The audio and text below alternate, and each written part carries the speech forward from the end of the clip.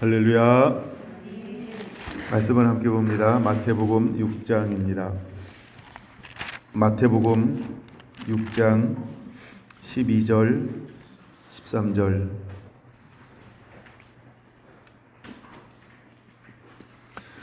우리가 우리에게 죄 지은 자를 사하여 준 것 같이 우리 죄를 사하여 주시옵고 우리를 시험에 들게 하지 마옵시고 다만 악에서 구하옵소서. 나라와 권세와 영광이 아버지께 영원히 싸움나이다. 아멘. 기도하는 사람 27번째, 기도하는 사람 27번째, 이렇게 기도하라 17번째입니다. 이렇게 기도하라. 제자들이 예수님께 물었어요. 우리가 어떻게 기도하기를 원합니까? 그랬더니 예수님께서 9절에 이렇게 말합니다. 그러므로 너희는 이렇게 기도하라 라고 말입니다. 어떻게 기도하기를 원하셨을까? 하늘에 계신 우리 아버지여, 이름이 거룩히 여김을 받으시오며 하나님 나라가 임하시오며 하나님의 뜻이 하늘에서 이루어진 것 같이 땅에서도 이루어지이다. 오늘날 우리에게 일용할 양식을 주옵시고 우리가 우리에게 죄 지은 자를 사하여 준 것 같이 우리 죄를 사하여 주시옵고 우리를 시험에 들게 하지 마옵시고 다만 악에서 구하옵소서. 이렇게 기도하기를 하나님은 원하셨습니다. 그럼 우리는 어떻게 기도해야 할까? 여러분, 이렇게 기도하는 자가 되어야 합니다. 11절에 이렇게 말하죠. 오늘 우리에게 일용할 양식을 주시옵고 이렇게 기도하기를 원하셨어요. 우리에게 일용할 양식은 두 가지 면이 있다 그랬습니다. 하나는 영의 양식, 하나는 육의 양식. 하나님께서 이것을 우리가 달라고 기도하기를 원하셨어요. 달라고. 하나님은 청구하기를 원하죠. 그럼 하나님은 우리에게 주기를 원하시는 분입니다. 그러면서 하시는 말씀이 우리가 우리에게 죄 지은 자를 사하여 준 것 같이 우리 죄를 사하여 주옵소서. 이렇게 기도하라라고 말합니다. 일반적인 의미를 먼저 나누겠습니다. 일반적인 의미. 12절에 보면 우리에게 죄 지은 자를 사하여 준 것 같이 우리 죄를 사하여 주시옵고 이렇게 말합니다. 여기서 말하는 죄란 무엇일까요? 보통 우리가 죄 그러면 하마르티아 이런 단어를 써요. 하마르티아. 근데 12절에 나오는 죄라는 단어는 하마르티아가 아니고 다른 언어를 사용하고 있다는 거예요. 어떤 언어를 사용하고 있냐면 오페일레마. 그래서 오페일레마라는 단어를 사용하고 있다는 거예요. 이거는 죄가 아니고 어떤 의미가 있냐면 채무, 빚 지달 때 빚, 채무를 지달 때 채무, 이런 용어인 것입니다. 즉 여기서 말하는 죄라고 하는 것은 오페일레마라는 채무를 말하고 있는 것입니다. 또한 이 단어를 여기서 어떻게 사용하고 있냐면 오페일레마타이스 이런 단어를 사용하고 있다는 겁니다. 이 말이 약간 뒤에는 다르지만 그 뜻은 무엇이냐 하면 빚을 졌다, 채무를 졌다라고 하는 경제적 관념이라고 하는 것입니다.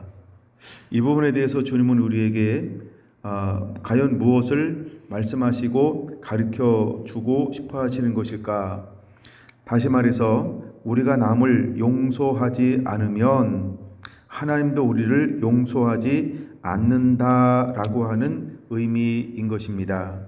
그래서 이 말은 내게 채무를 지은 자를 사하여 준다라고 하는 이 말은 아파케멘이라고 말합니다. 아파케멘. 이 말은 용서한 상태를 말하는 거예요. 이미 용서한 상태, 아페카멘이라고 말합니다. 사하여 준다라고 하는 말은 아페카멘, 이 말은 용서한 상태를 말합니다. 그래서 이 말은 우리가 남을 용서하지 않으면 하나님은 우리를 용서하여 주지 않는다라고 하는 말이라는 것입니다. 그럼 주님은 우리에게 기도할 때 어떻게 기도하기를 원하는 걸까요? 우리가 우리의 죄를 사하여 준 것 같이 우리를 죄에서 사하여 주옵소서. 이 말이 무슨 말이라고요? 우리가 다른 사람을 용서해 준 것처럼 나의 죄도 용서해 주세요. 이렇게 기도하라고 말하고 있는 겁니다. 여기 하나의 중요한 의미가 하나 담겨져 있죠. 내가 용서받기 위해서 내가 먼저 무엇을 해야 할까요? 용서해야 한다라는 거예요. 그래서 이제 하나님의 사람들에게 하나님이 가장 중요시 여기는 것 중에 하나가 뭐냐 하면 하나님과 함께 동행하기 위해서 하나님의 영광, 거룩함을 담아내기 위해서 우리가 거룩하신 하나님과 함께 하기 위해서 우리 마음속에 어떤 마음이 있어야 할까? 성경에서 가장 유명하고 가장 전 세계 사람들이 많이 암송하고 있는 말씀, 우리가 보통 성경을 기독교를 한마디로 말하면 무엇인가라고 할 때 한 구절로 이야기할 때 어떤 구절을 말하지요? 요한복음 3장 16절. 여러분, 이것이 절대 사랑입니다. 하나님이 세상을 이처럼 사랑하사 독생자 예수 그리스도를 주셨으니 누구든지 저를 믿는 자마다 멸망치 않고 영생을 얻게 하려 하심이니라. 하나님이 우리를 사랑하셨는데 우리가 어떤 상태에 있을 때 우리를 사랑해 주셨나요? 아직 죄 가운데 있을 때. 그랬던 것처럼 우리 또한 어떻게 하기를 주님은 원하시는 걸까요? 먼저 우리가 모두를 용서하길 원하는 거예요. 품기를 원하는 거예요. 그래서 용납하고 용서하길 원하는 거죠. 어떤 우리가 잘못을 따지는 것이 아니고, 즉 선, 악을 이야기하는 게 아니고 우리는 무조건 상대방을 향하여 어떤 마음을 품기를 원하는 걸까요? 사랑하는 마음을 품기를 원하는 것이 우리를 향한 아버지의 마음인 것을 주기도문 속에서 보여주고 있는 것입니다. 왜냐하면 이제 이 기도를 하는 사람은 어떤 사람이냐 하면 하나님의 영광을 운반할 사람이라는 것이죠. 하나님의 나라를 이룰 사람이라고 하는 것이죠. 아버지의 뜻을 이 땅 가운데 열어갈 사람이라는 거죠. 근데 하나님의 사신이 되어서 하나님의 빛이 되어서 하나님의 사도가 되어서 하나님의 사람이 되어서 이 땅 가운데 하나님을 소개할 사람들, 하나님을 드러내고 나타낼 사람은 어떤 삶을 살아야 된다라고 말씀하고 있는 걸까요? 먼저 하나님은 우리에게 영의 양식과 육의 양식을 풍성하게 공급해 줄 거예요. 이것을 가지고 나가서 이제 하나님의 영광을 드러내야 되는데 우리 안에 어떤 마음이 있어야 될까요? 선입견이 없어야 합니다. 사람에 대한 미움도 어떤 아픔도 그 다음에 어떤 잘못된 생각도 없어야 한다는 것입니다. 그래서 그냥 사람들을 향해서 먼저 우리 안에 어떤 마음을 품길 원하냐 하면 자비의 마음, 긍휼의 마음, 은혜의 마음, 용서하는 마음인데 이것을 사랑이라고 표현하고 있는 것이죠. 그래서 주님은 우리에게 어떻게 기도하기를 원하고 있는 것이냐 하면 우리가 우리에게 죄 지은 자를 사하여 준 것 같이 우리 죄를 사하여 주옵소서라고 말입니다. 그래서 먼저 우리가 용서받기 위해서 전제 조건이 다른 사람들을 용서해야 한다는 것입니다. 죄라고 하는 것이 언제 들어왔을까? 하나님을 언제 관계와 교제가 끊어졌을까? 불순종이 들어왔어요. 죄가 들어왔어요. 그래서 오셔서 누가 했느냐라고 물을 때 이때부터 아담과 하와 가운데 찾아 들어온 게 무엇일까요? 상대방을 향한 질책, 상대방을 먼저 향하는 이 마음이 들어왔다는 거예요. 근데 주님은 다시 우리에게 이제는 무엇이 회복되기를 원하는 것이냐 하면 상대방이 누구 때문에 이것이 아니고 뭐라고요? 먼저 그를 용서하라는 거예요. 그에게 핑계와 이유를 다른 사람이 돌리는 게 아니고 용서하라는 거예요. 품으라고 하는 거예요. 용납하라는 거예요. 그냥 사랑으로만 대하라고 하는 거예요. 너는 그에게 비판하는 것이 아니고 정죄하는 것이 아니고 그를 지적하는 것이 아니고 그를 판단하는 것이 아니고 넌 그를 섬길 자다. 그러므로 너는 그 모든 사람들을 사랑으로 품고 사랑으로 바라보길 원하는 것이 먼저 나를 향한 아버지의 마음이라고 하는 것을 이 기도 속에서 우리가 발견할 수 있어야 합니다. 그래서 이 말을 하마르티아라고 하는 죄라고 말하지 않고요. 이 부분을 14절, 15절은 이어서 다른 것은 더 이어서 말씀하지 않았는데 왜 특별히 12절을 이어서 14절, 15절에서 더 말씀하고 있을까? 한번 14절, 15절 먼저 잠깐 볼까요? 너희가 사람의 잘못을 용서하면 너희 하늘 아버지께서도 너희 잘못을 용서하시려니와 너희가 사람의 잘못을 용서하지 아니하면 너희 아버지께서 너희 잘못을 용서하지 아니하시리라. 할렐루야. 여기는 어떤 단어를 쓰고 있냐 하면 잘못이라는 단어를 쓰고 있다는 거예요.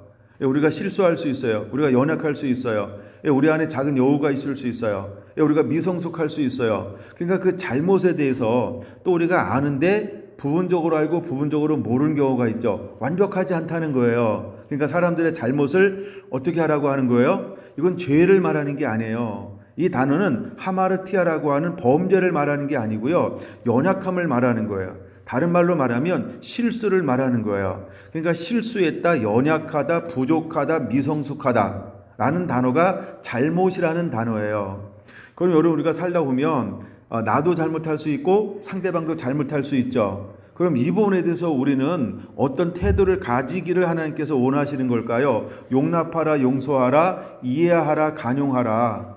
그냥 그들을 향해서 하나님 무엇을 베풀기 원하는 거예요? 자비와 긍휼과 은혜를 베풀기를 원하는 거예요. 왜? 하나님이 먼저 우리에게 자비와 은혜와 긍휼을 베풀어 주어서 우리는 하나님의 자비와 은혜와 긍휼과 용납함과 용서함을 받지 아니하면 하나님 앞에 설 수 없는 잘못을 하고 있는 사람이기 때문에 또한 우리 또한 뭐가 있어요? 우리 안에 죄라고 하는 부분이 있는데 하나님 앞에 빚진 자라고 하는 거예요. 이 부분을 더 나아가서는 우리가 원죄, 근본적으로 어떤 잘못된 그래서 허물과 죄를 가지고 있는 존재라는 거예요.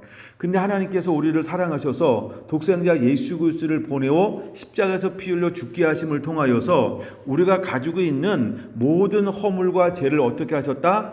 피 흘리심을 통하여 사하여 주셨다. 우리가 용서받을 수 없는 죄인이었는데 하나님 먼저 우리를 사랑하심을 통하여서 우리의 모든 채무가 탕감되었다. 그러므로 너희도 먼저 다른 사람들의 작고 크고 그것을 생각하지 말고 너는 그를 먼저 뭐하는 자가 되라? 자비를 베푸는 자가 되라, 품는 자가 되라, 용서하는 자가 되라, 용납하는 자가 되라, 긍휼히 여기는 자가 되라, 그냥 아무 조건 없이 더하여 사랑하는 자가 되라 라고 주님이 우리에게 말씀하고 있는 것입니다. 여러분 이렇게 기도하라라고 하는 말씀 중에서 이제 우리가 모든 하나님의 이름이 거룩히 여김을 받게 할 겁니다. 나라가 임하게 할 것입니다. 뜻이 하늘에서 이룬 것 땅에서 이루어지게 할 것입니다. 이것을 위해서 하나님은 우리에게 영과 육의 양식을 줄 것입니다. 할렐루야. 그럼 우리가 이것을 가지고 이제는 하나님의 사랑을 나타내야 되는데 하나님의 빛을 증거해야 되는데 하나님의 복음을 증거해야 되는데 그럼 우리가 복음을 증거하기 위해서 우리가 어떤 마음 밭이 형성되어야 할까요? 사랑이라고 하는 마음이 형성되어야 한다는 것이 12절에 보여주고 있는 겁니다. 그러므로 12절 하는 거니까 이렇게 표현할게요. 너무너무 중요합니다. 여러분 12절이 너무너무 중요해요. 제가 사실 12절 때문에 한 달을 고민하고 한 달을 씨름했어요. 제가 씨름했던 첫 번째 이유는 뭐냐 하면 제가 이제 지방회장을 하고 또 감찬장을 하고 어떤 교회 문제를 해결하는 가운데 한가운데에 서 있으면서 굉장히 마음의 상처를 받게 됐어요. 그리고 사람에 대한 미움도 생겼고 교회에 대한 미움도 생겼고 또 개인적으로 제가 굉장히 막 수모를 당하면서 막 후배한테 막 내가 막 수모를 당했어요. 수모를.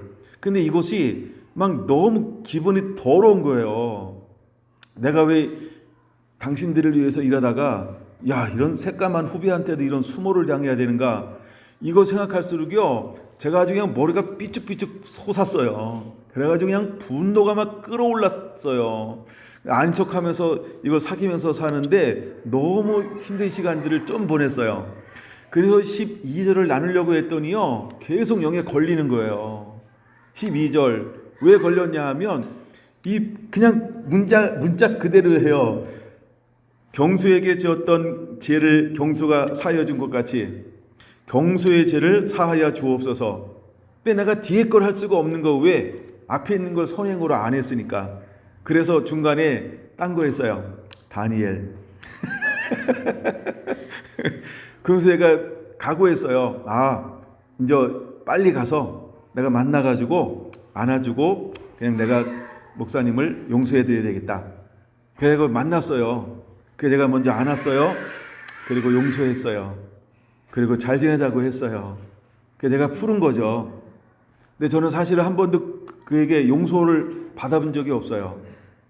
네. 근데 그거와 상관하지 않고 이건 내가 풀어야 되겠다. 왜? 나 이 말씀 나눠야 되니까. 그 다음에 또 나 살아야 되니까. 하여간 뭐 여러 가지 의미로 하여간 씨름하는 가운데 하여간 이제 실제로 가서 이제 이런 과정들을 겪었어요. 예. 그러고 나서 이제 이 말씀을 나눠야지 하는데, 예, 이제 하여간 그리고 이제 시간들을 보내고 있는 거죠. 근데 드디어 이제 어젯밤에 이 말씀을 나눠야지 이렇게 기도했어요. 하나님, 어디 말씀 나눌까요? 이랬어요. 그래가지고 머릿속에 먼저 싹 치는 게 있었어요. 그거를 준비하려고 했는데요. 왠지 이 말씀이 안 풀리는 거예요. 제가 어제 5시부터 새벽 1시까지 앉아 있었거든요. 근데 하여간 이게 안 풀리는 거예요. 그래가지고 그럼 다시 이 말씀 저 12절 한번 도전해 봐야 되겠다.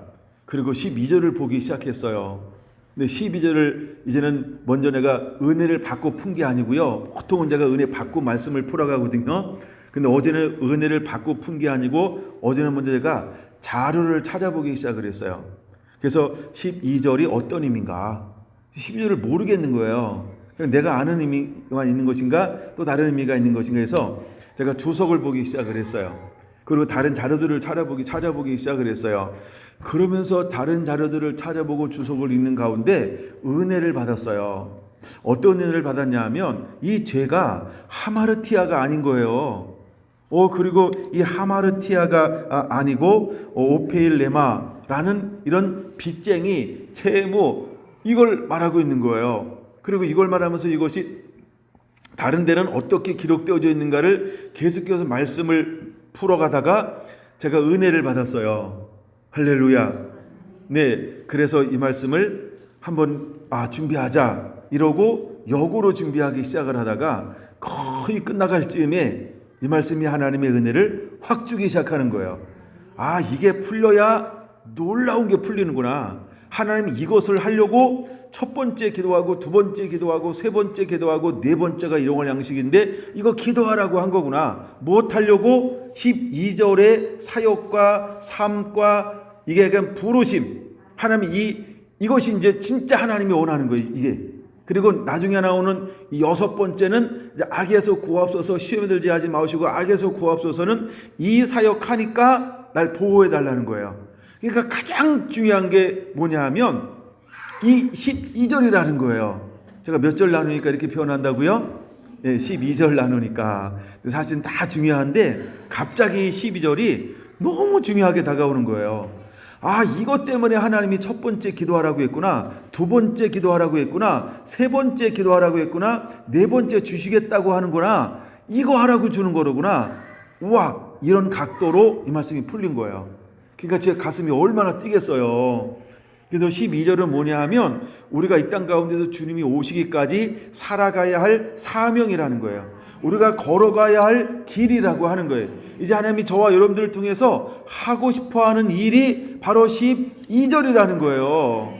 네, 이것을 오늘과 수요일을 거쳐서 여러분과 더 깊이 나누게 될 거예요. 여러분 기대가 되시죠? 네, 제가 오늘 오후에 믿음이라는 거 이제 나누기를 강구 안 했다고 하면 슬쩍 믿음 옆으로 놓고 이거 했을 거예요. 왜냐하면 너무 아까우니까요. 그렇죠? 오늘 했다가 다저기 쉬었다가 수요일날 하려면 감이 약간 떨어져. 그러니까 막 이어서 막 했을 가능성이 굉장히 높은데 하여간 그래서 이제 오전에는 하여간 2달 동안은 믿음을 나눌 거예요. 네. 그 다음에 그 이후에 이제 이렇게 쭉 또 주신 이제 은혜들을 풀어갈 건데, 자, 첫 번째가 소제목이 뭐라 그랬다고요?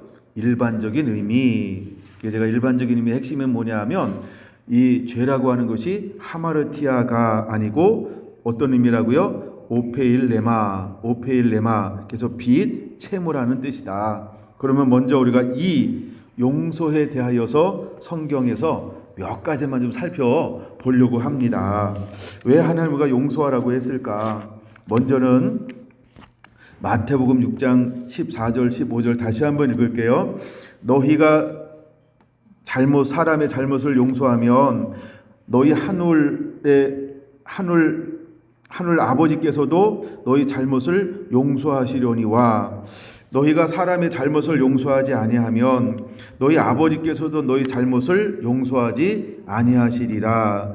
그럼 먼저 우리가 기본적으로 그냥 간단하게 이해하셔야 돼요. 이거는요. 먼저 우리가 용서받기 위해서 내가 먼저 무엇을 해야 할까요? 용서하는 자가 되어야 한다. 이것을 말씀하고 있는 것이지요. 예, 두 번째 18장으로 넘어갑니다. 18장 35절 한 절만 볼까요? 35절에는 별표 해놔야 돼요. 이건 굉장히 중요한 건데, 너희가 각각 마음으로부터 형제를 용서하지 아니하면 나의 하늘 아버지께서도 너희에게 이와 같이 하시리라. 아까 6장 14절에서도 하늘 아버지께서, 혹시 이거 기억하시는지 모르겠어요? 예, 하늘에 계신 아버지께서 이렇게 말하죠. 근데 18장 35절도 뭐라고 말하고 있어요? 나의 하늘 아버지께서 이렇게 말하고 있어요. 근데 우리가 용서하는데 어디로부터 용서해야 된다고요? 어디로부터 용서한다고요? 마음으로부터요. 자, 그러면 마음으로부터 용서하면 내 마음에 무엇이 임할까요? 자유함이 임해요.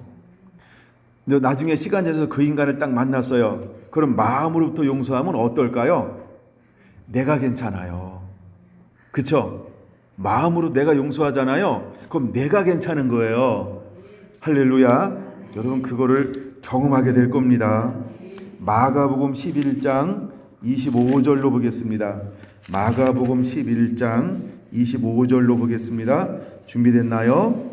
서서 기도할 때에 아무에게나 혐의가 있거든 용서하라. 그리하여 하늘에 계신 너희 아버지께서 너희 허물을 사하여 주시리라. 어머, 여기서도 어디에 계신? 하늘에 계신. 이야, 용서가 놀라운 걸 뒷받침하는데 같이 나오는 짝 같은 말씀이 하나 있어요. 그 말씀이 뭔지를 자꾸 힌트 주는 거니까 힌트 줄 때 알아들으시기 바랍니다. 네, 여기서 하늘에 계신 아버지께서 이렇게 말하고 있어요. 자, 근데 우리가 뭐 할 때 용서하라고 말하고 있어요? 기도할 때. 그럼 우리가 다시 한번 생각해 보세요. 용서하지 않고 기도하면 하나님께서 어떻게 하시겠다는 거예요? 그쵸? 그러니까 여러분 기도하기 원하십니까? 응답받기 원하십니까?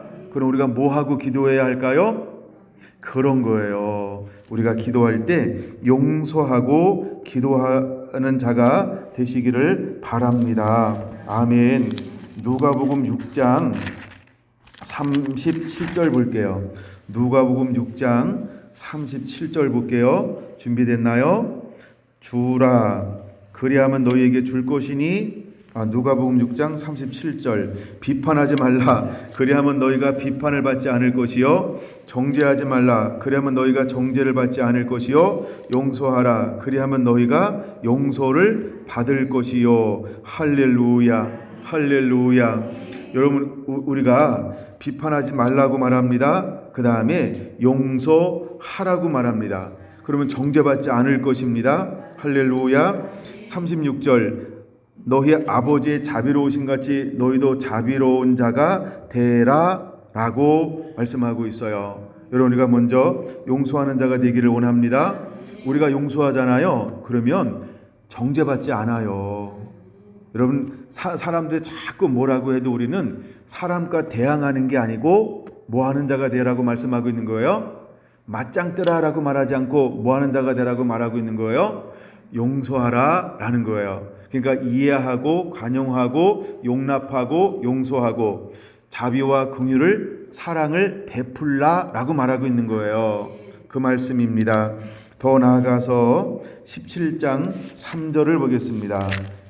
누가복음 17장 3절 4절 준비됐나요?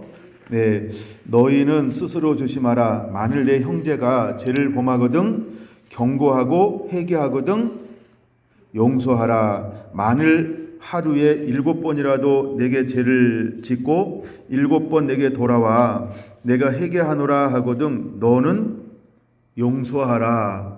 할렐루야. 여러분 이럴 수 있나요?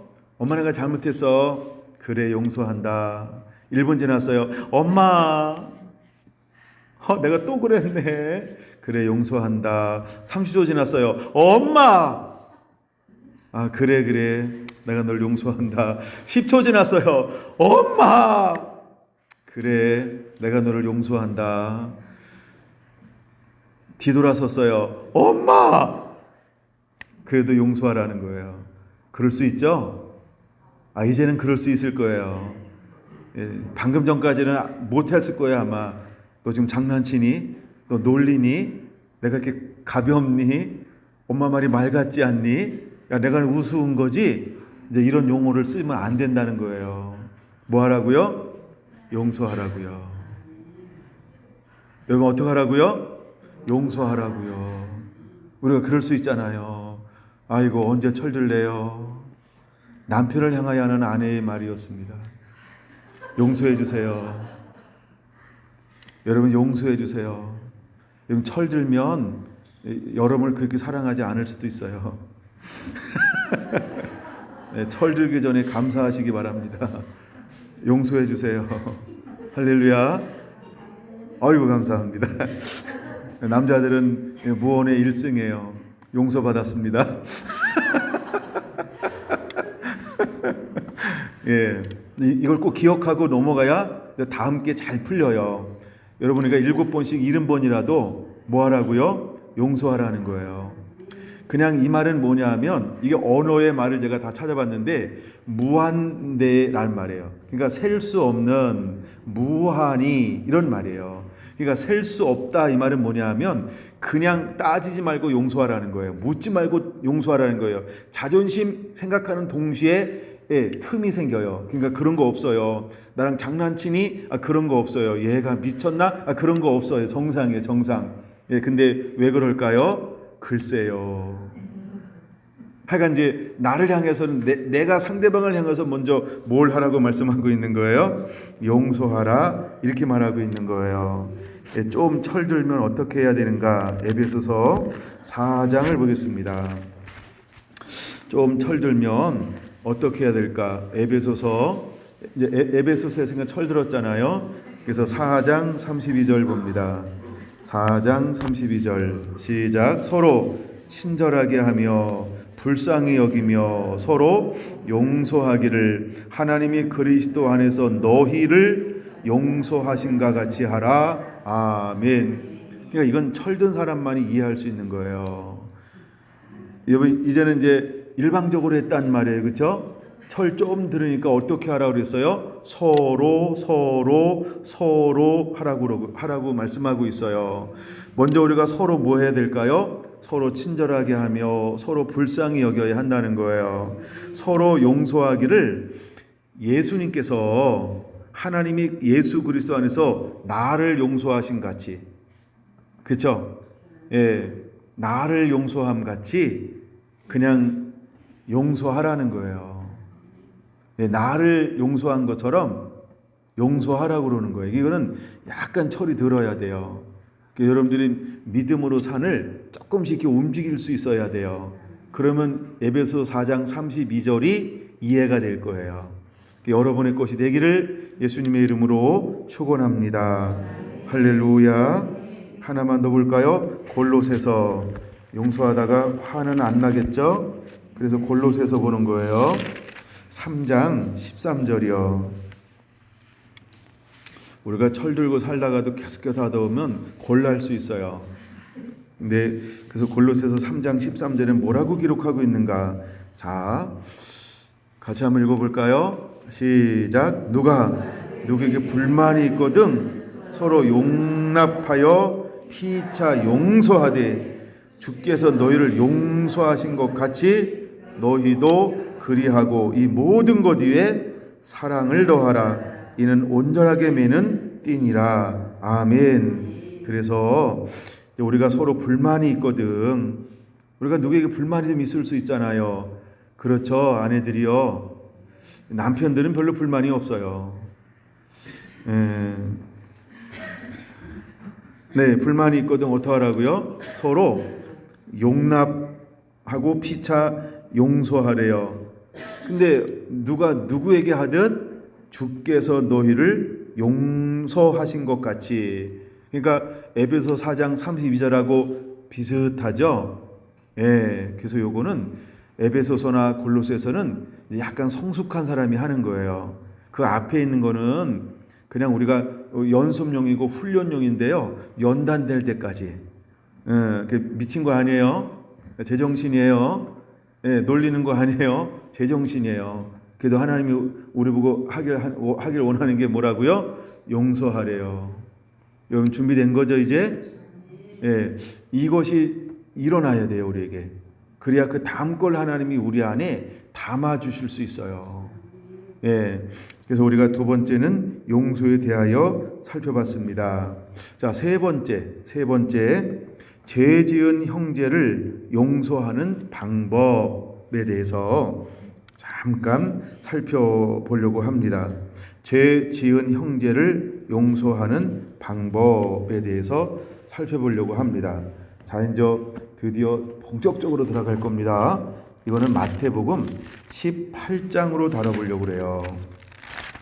마태복음 18장으로 한번 다루어 볼게요. 15절부터 보겠습니다.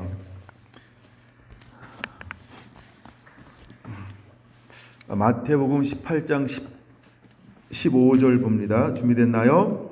내 형제가 죄를 범하거든. 그래서 제목, 세 번째 제목이 죄를 지은 형제를 용서하는 방법이에요. 자, 내 형제가 죄를 범하거든 가서 너와 그 사람과만 상대하여 권고하라. 만일 들으면 내 형제를 얻으리라. 아멘. 자, 여기 보면 용서하는 방법이 소개가 되어지고 있어요. 어떻게 죄를 지은 자에게 다가가서 용서해야 하는 걸까요? 자, 첫째, 죄를 범했잖아요. 그러면 누가 하는 거예요? 가서 너와 이랬잖아요. 그게 제가 찾아간 거예요. 그게 제가 찾아갔어요. 그 다음에 두 번째 어떻게 해요? 그 사람과만 상대하라. 소문내지 말고 그 사람과만. 그래서 용서하면 아무도 모르고 깨끗하잖아요. 그러면 뭐가 안 생겨요? 전과가 안 생겨요. 왜? 나하고 상대방만 알잖아요. 근데 이게 소문나잖아요. 그럼 뭐가 생길까요? 그쵸? 전과가 생겨요. 아, 이거 저랬대. 그래? 저랬어? 또 이제 우리가 입이 싸잖아? 저랬대. 우리 소문 금방 내잖아? 남의 얘기니까. 어머, 저랬대. 막 정가를 막 만들어내요. 그래서 우리가 용서하는 방법이에요. 첫째, 내가 가는 거예요. 둘째, 죄 지은 자만 만나는 거예요. 그리고 뭐 하라고 하는 거 세 번째, 권고하라. 권고는 뭐냐 하면, 야, 너 이렇게 잘못했는데 이건 잘못한 거야. 그냥 잘못된 거 한 번만 얘기해. 없었던 걸로 해줄게. 말을 들으면 이거 완전히 사람을 얻게 되는 것이고요. 근데 말을 안 듣잖아요. 그러면 16절로 넘어가야 돼요. 자, 말 안 들으면 어떻게 할까? 이제 16절 보겠습니다. 만일 듣지 않거든 한두 사람을 데리고 가서 두세 증인의 입으로 날마다 확증하게 하라.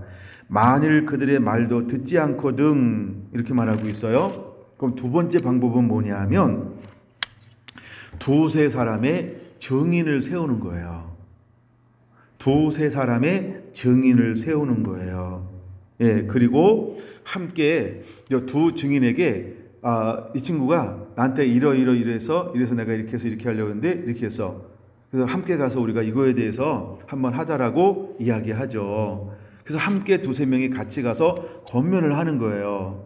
근데 그때 들으면 사람을 얻는 거고 듣지 않으면 어떻게 해야 하는가? 세 번째 단계는 17절에 이렇게 말씀하고 있어요. 교회에 말하고 근데 듣지 않잖아요. 그럼 교회의 말을 하래요. 와우. 그러면 교회의 말도 듣지 않거든 이방인과 세례와 같이 여기라. 그럼 이방인과 세례와 같이 여기라 이 말은 뭐예요? 죄인으로 취급하라. 다시 말해서 상종하지 말아라 이 말이에요. 그럼 먼저 우리에게 몇 번의 기회를 주는 거예요? 한 번, 두 번, 세 번의 기회를 주는 거예요. 그쵸? 멋있죠? 근데 우리는 이것보다 더 멋있는 자가 돼야 돼요. 그게 6장 12절의 기도 속에 포함되어져 있는 아버지의 마음이에요. 근데 아까 우야둥둥 18장 14절, 5절, 6절, 17절에는 이 세 가지 방법을 우리에게 설명을 해주고 있다는 거예요.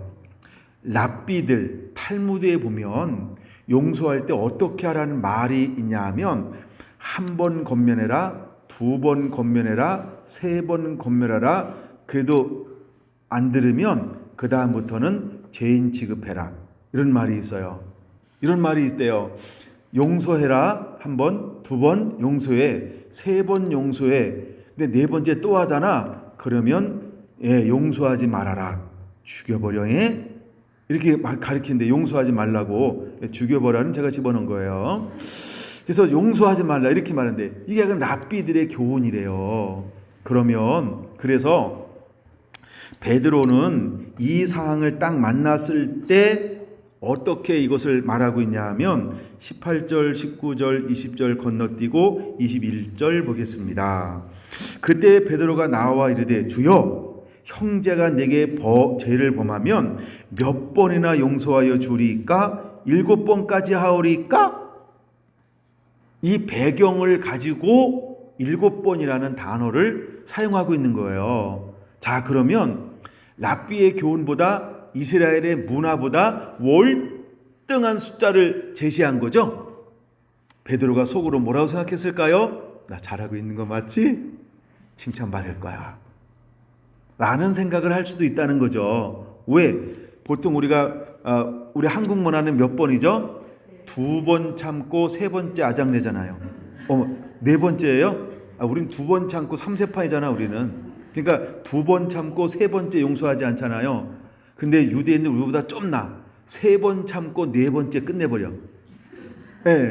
근데 베드로는 나는 7번째 참고 8번째 끝내버릴 거예요. 이렇게 얘기한 거야. 그러니까 얼마나 덕스러운 사람이야 라고 이야기를 들을 줄 알았어요. 그렇죠? 근데 주님이요 깜짝 놀란 말씀을 그 다음에 빨간 글씨로 하고 있어요.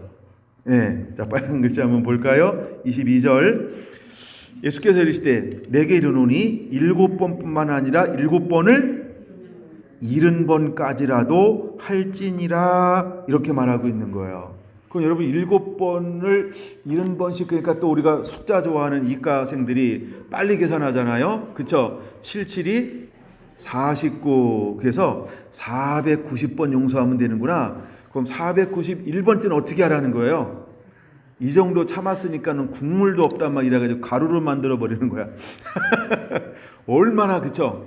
그런 의미가 아닌데 우리는 또 숫자로 그걸 또 환산을 해버립니다.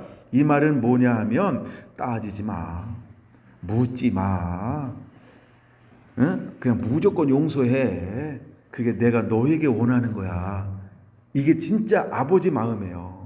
490번까지만 용납하고 용서하라 이런 말이 아니고 그냥 뭘 그걸 따지니, 그걸 뭘 물으니, 야 그걸 뭘 네가 살아서 그런 거야. 너 자아 죽여, 너 자존심 죽여, 너 고집 죽여, 내 체면 죽여. 야 너 아직 안 죽었구나? 왜 열받았니? 너 살아서 그런 거야. 너 왜 신경질 나? 네가 안 죽어서 그런 거야. 야 너 왜 큰 소리 치니? 네가 안 죽어서 그런 거야. 근데 우리는 어떻게 생각해요? 그렇게 안 생각하니까 그쵸? 화도 나고 열도 받고 심술도 나고 마음도 상하고 빈정도 상하고 얼굴 붉히기도 하고 삐지기도 하고 믿기도 하고 얄밉기도 하고 아우 진짜 그쵸? 내가 살아서 그런 거예요. 내가 살아서. 그럼 여기에 어떤 게 들어갔는지 빨리 눈치채야 돼요. 우리가 우리에게 죄진 자를 사하여 준 것 같이 우리 죄를 사하여 주옵소서. 그럼 먼저 우리는 무엇을 해야 할까요? 여러분 490번. 그렇죠? 이제는 그냥 상대방을 향해서 이웃을 향해서 뭘 안 받는 자가 돼야 돼요. 영향받지 않는 자가 돼야 돼요. 영향받지 않는 자가 돼야 돼요. 영향받지 않는 자가 돼야 돼요. 영향받지 않는 자가 돼야 돼요. 그래야 하나님께서 우리를 하나님 나라의 하나님의 동역자로 함께 일하실 수 있는 거예요. 예? 사도 바울이 선교 여행을 떠났대요. 근데 처음에 성경에 기록된 사람이 몇 명이었어요? 3명이었어요. 한 사람은 자기가 누굴까요? 사도 바울이요. 또 한 사람은 바나바요. 또 한 사람이 있어요. 바나바의 생질 막가는 사람이요. 마가요. 근데 마가가 함께 가다가 누구 마음에 안 들었어요? 사도 바울 마음에 안 들었어요. 2번째 파송하기를 원했어요. 바나바는 누구를 데려가기를 원했어요? 생질 막가는 사람 마가. 근데 사도 바울은요, 막가는 사람을 싫어했어요. 마가를 안 들어가기로 했어요. 그래서 마가 때문에 누가 싸워요? 사도 바울과 바나바가 싸웠대요. 세상에 이런 일이. 네, 물론 싸워서 교회가 하나 더 생기긴 했어. 물론 싸워서 전도 팀이 하나 더 생기기는 했어. 그쵸? 근데 왜 사도 바울이 마가를 용납하지 못했을까요? 아직 승질머리 죽지 않아서. 용납하는 법이 부족한 거예요. 용서하는 부분이 부족한 거예요. 모함에도 불구하고 성령이 충만하고 때로는 말씀에 붙들리고 하며 강력한 나라와 영광을 위해 쓰임받고 있어도, 즉 이걸 주기도문으로 가지고 오면 우리가 첫 번째 하늘에 계신 우리 아버지 이름을 거룩하게 하는 삶을 살고 있어도, 하나님 나라를 이 땅 가운데 열어놓고 이루는 삶을 살고 있어도, 하늘의 뜻이 이 땅 가운데 이루어질 수 있는 그 삶을 살고 있어도, 그래서 하늘과 땅의 모든 것을 공급받는 정말 은혜롭고 능력 있는 삶을 살고 있어도, 하나님은 사도 바울은 그 안에 아직도 뭐가 해결되지 않은 부분이 남아있는 거예요? 용납함, 용서함이 남아있었던 거라는 거예요. 그래서 하나님께서 그에게 무엇을 주었을까요? 가시를 준 이유가 어디 있을까요? 왜 그에게 아무리 기도해도 치료되지 않아? 아무리 공단 한의원 가서 침 맞아도 안 나? 왜 그럴까요? 그 못된 고집이 남아있었기 때문에 그래요. 용납하지 못함. 딴 사람들은 얼마나 많이 기도해 줬어요. 그랬더니 기도 응답이 얼마나 딴 사람들은 빠른지 몰라. 근데 기도 응답이 안 오는 기도 중에 하나 있어요. 주여 내 걸 좀 만져 주옵소서. 하나님 앞에 작정하고 각오하고 씨름해서 기도했는데 들려오는 응답이 뭐라고요? 내 은혜가 내게 족하다. 왜 내 은혜가 내게 족할까요? 야, 너 막 갔잖아. 마가 용납하지 않았잖아. 그것 때문에 그런 거예요. 근데 이제 마지막 때 신부가 되어서 다시 오실 주의 길을 열어갈 하나님의 사역자들은 무엇이 해결되어져야 할까요? 막가는 마가를 용납함이 필요한 거예요. 근데 사도 바울도 언제 마가를 용납하게 되죠? 인생의 말년에. 그 디모데 후서에 보면 누구를 데려오라고 말하고 있어요? 막 갔던 마가가 어디 가 있냐? 막 간 줄 알았더니 잘 가고 있어. 여전히 나라와 의를 이루는 삶을 살고 있는 거예요. 그를 데려와라. 그를 향하여 화해의 손을 펼치는 거예요. 드디어 말년에 철들었죠? 말년에 철드는 거예요. 여러분, 철들면 죽어요. 그리고서 사도 바울은 순교하는 거예요. 근데 하나님은 우리에게 먼저 뭘 요구하는 걸까요?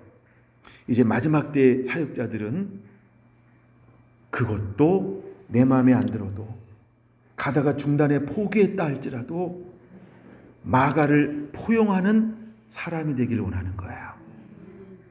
할렐루야. 내 마음에 맞추는 거 아니에요. 내 눈에 드는 거 아니에요. 나를 기쁘게 하고 나를 즐겁게 하는 거 아니에요. 나를 만족해 하는 거 아니에요. 기준이 내가 아니라고 하는 걸 깨달아야 돼요. 할렐루야. 그러므로 저도 모든 성도들 있는 그대로 품을 수 있어야 되는데 기도 좀 해주세요. 여러분들도요, 모두를 그대로 품어야 돼요. 옆 사람 한번 보세요. 못 품을 인간이 있나?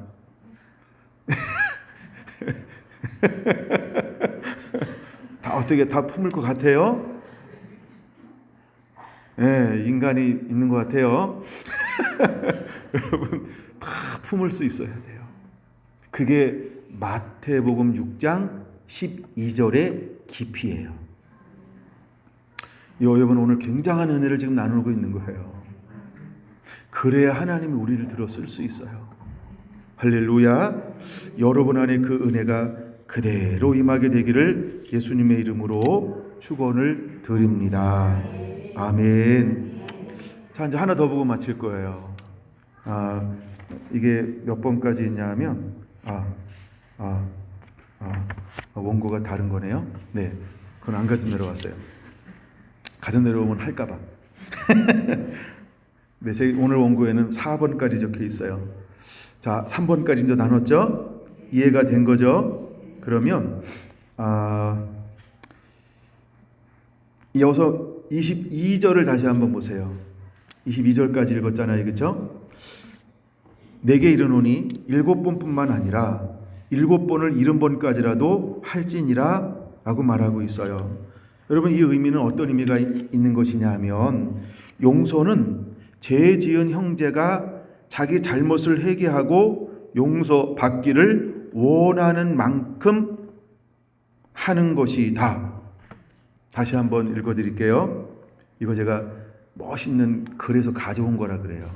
네, 용서는 죄 지은 형제가 자기 잘못을 회개하고 용서받기를 원하는 만큼 하는 것이 예수님의 가르침이다. 용서는 죄 지은 형제가 자기 잘못을 회개하고 용서받기를 원하는 만큼 하는 것이 예수님의 가르침이다. 적어 놓으셨죠? 이제 그래 놓고 크게 4, 예수님의 방법을 함께 나눠보려고 합니다. 자, 그럼 예수님의 방법을 통해서 우리가 무엇을 배울 수 있을까? 예수님은요, 이제 죄 지은 자를 어떻게 하냐 하면 1. 놓아 보냅니다. 그냥 먼저 적어 놓으세요. 말씀 읽기 전에. 1. 놓아 보냄. 두 번째, 빚을 탕감해 줌. 이것이 예수님의 방법이라고 하는 겁니다. 자, 그러면 이제 23절부터 27절까지 볼게요. 준비됐나요? 함께 읽습니다. 그러므로 천국은 그 종들과 결산하려 하던 어떤 임금과 같으니 결산할 때 10,000달란트 빚진 자 하나를 데려오매 갚을 것이 없는지라 주인이 명하여 그 몸과 아내와 자식들과 모든 소유를 다 팔아 갚게 하라 하니 그 종이 엎드려 절하며 이르되 내게 참으소서 다 갚으리이다 하거늘 그 종의 주인이 불쌍히 여겨 놓아 보내며 그 빚을 탕감하여 주었더라. 아멘. 이게 이제 첫 번째 비유예요. 뭐에 대한 비유냐면 용서에 대한 비유요. 이것이 바로 죄를 어떻게 사할 것인가라고 하는 비유요. 이것이 바로 오페일레마라고 하는 죄, 즉 채무, 빚을 죄 지은 자를 어떻게 대해야 하는지에 대한 비유인 거예요. 이게 18장에 잘 기록되어져 있다는 거죠. 근데 실제로 이 18장의 언어를 오페일레마라는 단어를 사용하고 있는 거예요. 자, 그럼 좀 더 깊이 한번 들어가 볼게요. 이 사람은 주인에게 얼마의 빚을 졌을까요? 10,000달란트. 한번 그렇게 적어 놓으세요. 10,000달란트. 그럼 10,000달란트는 과연 얼마나 될까요? 그거 헤아릴 수 없는 금액을 말하고 있는 거예요. 왜 헤아릴 수 없는지 설명해 드릴게요. 1달란트가 1달란트 이렇게 적어 놓으세요. 1달란트 다 노트 있잖아요, 그렇죠? 그 다음에 옆에다가 1달란트는 6,000데나리온입니다. 1달란트는 6,000데나리온입니다. 1데나리온은 노동자의 하루 품삯입니다. 그리고 적어놓은 것 좀 쭉 한번 보세요. 과연 10,000달란트는 어떤 숫자일까요? 감이 안 오는 분을 위해서 1달란트를 만들기 위해서 몇 년 걸릴까요? 어떤 시간 많은 분이 계산해 놨는데 16년에서 17년이 걸리는 거예요. 1달란트를 만드는데, 그것도 하나도 쓰지 않고 몽땅 모았을 때 걸리는 시간이 몇 년이라고요? 16년에서 17년 걸리는 거예요. 그러면 16 곱하기 만 몇 년 걸리는 거예요?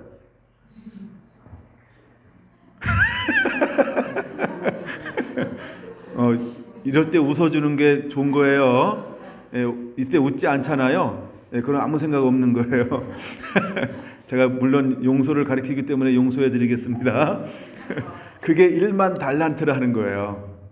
그러니까 1만 달란트 빚졌다 이 말은 뭐냐면 도저히 갚을 수 없는 금액이라는 거예요. 도저히 갚을 수 없는 금액이라고 하는 거예요. 그게 1만 달란트예요. 이해가 되셨죠? 자, 그래서 1만 달란트 빚진 자가 와가지고 주인 앞에 어떻게 하나요? 엎드려 절하며 이렇게 말합니다. 그렇죠? 엎드려 절하며 라고 말을 해요. 엎드려 절하니까 내게 참으소서 내가 다 갚으리이다. 근데 아무리 그를 봐도 주인이 볼 때는 갚을 수 있는 능력이 있어요? 없어요? 없어요. 근데 그가 와서 뭐라고 어떤 액션을 취하고 있어요? 엎드려 절하고. 그 단어가 굉장히 중요한 거예요. 여러분, 우리는 아무것도 아닌 존재예요. 근데 우리가 하나님 앞에 나와서 최소한 해야 할 것 하나 있다라고 하는 거예요. 그게 뭘까요? 엎드려 절하는 거예요. 그럼 엎드려 절한다는 단어에는 무엇이 포함되어져 있는 걸까요? 나는 주인의 사랑이 아니면, 긍휼이 아니면, 자비가 아니면, 인애가 아니면 도저히 용서받을 수 없는 죄인입니다. 이런 의미가 포함되어져 있는 거예요. 근데도 불구하고 이 빚진 자가 주인을 향하여 뭐라고 말하고 있냐면 참으소서 참으소서 내가 다 갚겠나이다. 나를 긍휼히 여겨주세요. 내게 인애를 베풀어 주세요. 주인이여 참으소서 참으소서 내가 다 갚겠나이다. 아무리 그렇게 참으소서 참으소서 내가 다 갚겠나이다 해도 이 사람이 갚을 수 있을까요? 그러면 아내를 얻고 자녀를 낳았어요. 한 10명이 되었어요. 그 10명이 돌아가지고 1만 달란트를 갚을 수 있을까요? 도저히 갚을 수 있는 개념이 아니에요. 근데 그 주인이 뭐라고 말하고 있냐 하면, 자, 25절에요. 갚을 것이 없는지라 주인이 명하여 그 몸과 그 아내와 그 자식과 그 모든 소유를 다 팔아 갚게 하라. 그럼 다 팔았어요. 얼마나 갚았을까요? 이때 쓰는 단어가 하나 있어요. 세 발의 피.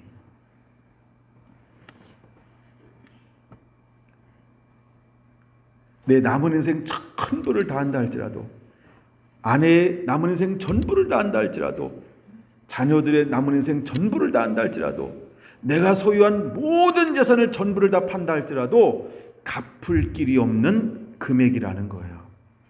여기서 어떤 의미가 있는지 여러분 눈치챘나요? 이것이 하나님 앞에 죄를 범한 나의 상태라는 거예요.